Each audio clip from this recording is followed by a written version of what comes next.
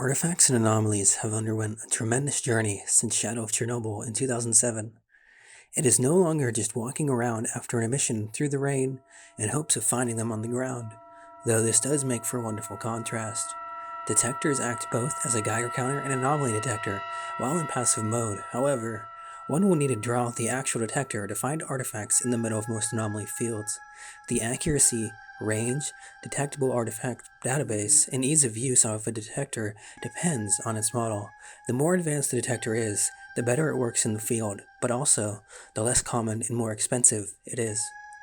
S.T.A.L.K.E.R introduced us to three classes of detectors, as they were only present in Shadow of Chernobyl's code, apparently, as well as an anomaly detector in SOC's multiplayer, thus, not a normal means. So you could basically say they weren't included at all. As these three go, we have the echo detector, which works as it sounds, via an echo, as it has no visual to work with. The bear detector and veils both beep and show you in proximity where you are in relation to the artifacts. In Call-of-Pripyat, we get a fourth version, the Svarog, which bears great resemblance to the veils and works much the same. In Shadow of Chernobyl, emissions aren't as common as they are in later games. This reduces the chance of getting artifacts, as they should spawn after emissions or blowouts happen. As the wiki says, artifacts are formed from anomalies exposed to certain objects or conditions. The combination of an ordinary object or objects and an anomaly, the degeneration and death of an anomaly, or if the anomaly is exposed to certain conditions, like artifact transmutation.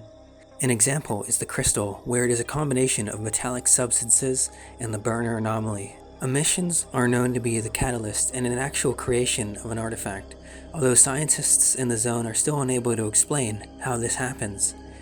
As I just mentioned artifact transmutation, let's go further into that. This is also a feature, or was purported to be. Thus far, it only appears in mods, and to be honest, it's more trouble than it's worth. But it might work out for you if you satisfy all of the conditions, like a certain time of day or weather, combining different items in an attempt to get your result, and oftentimes, it's not instant.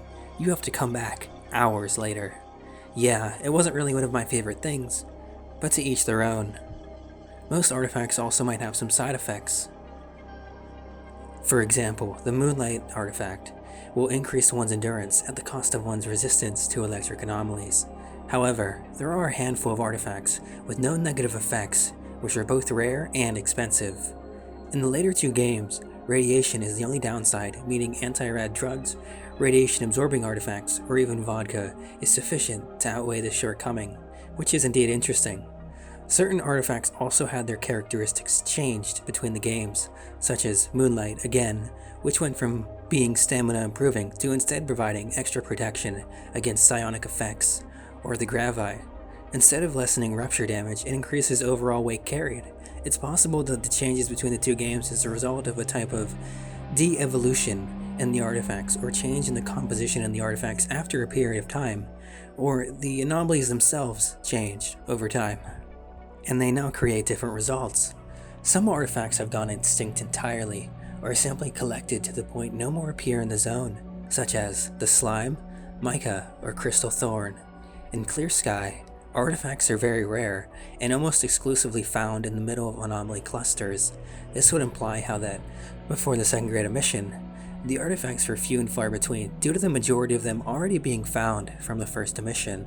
After the second great emission, that wiped out most of the stalkers in the zone and started the events of Shadow of Chernobyl, a slew of new artifacts were created across the zone. In Call-of-Pripyat, artifacts are still uncommon, but are much more commonly found than they were in Clear Sky.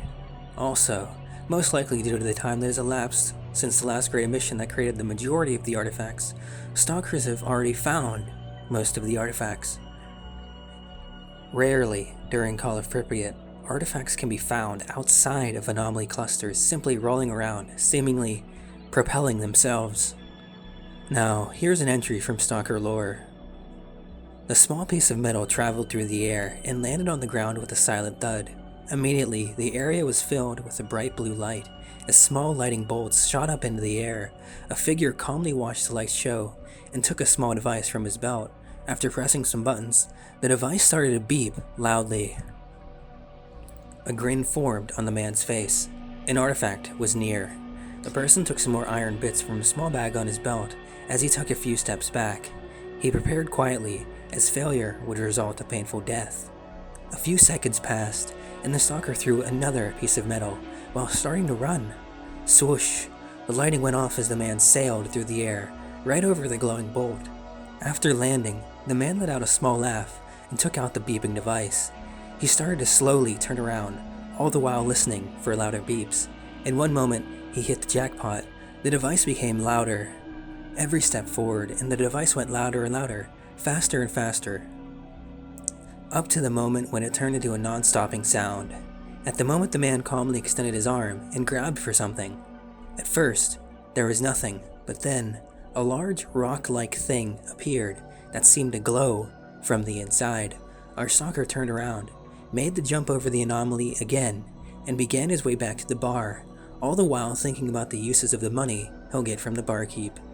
Can you see the resemblance from the movie? Писатель, назад! Стойте, не двигайтесь!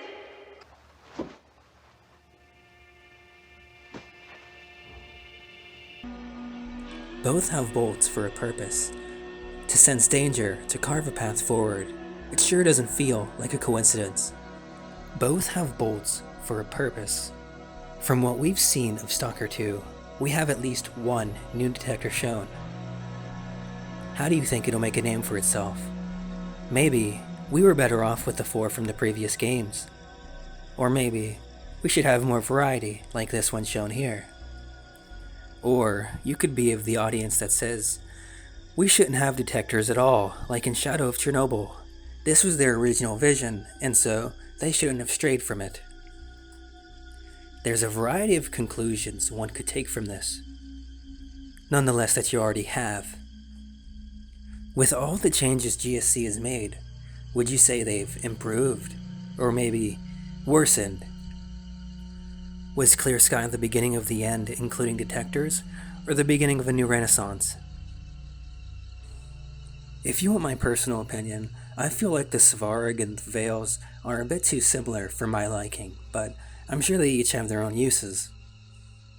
It just seems that one is more expensive than the other, for almost no reason at all. Hopefully, the detectors we see in STALKER 2 have a bit more use to them. They certainly look different and unique. Not to mention the tons of new artifacts I'm sure we'll be able to see. Although, I do wonder how much things could be different now if we got the STALKER 2 we were promised in 2012. If there's any points I missed, glazed over, or neglected entirely, please let me know.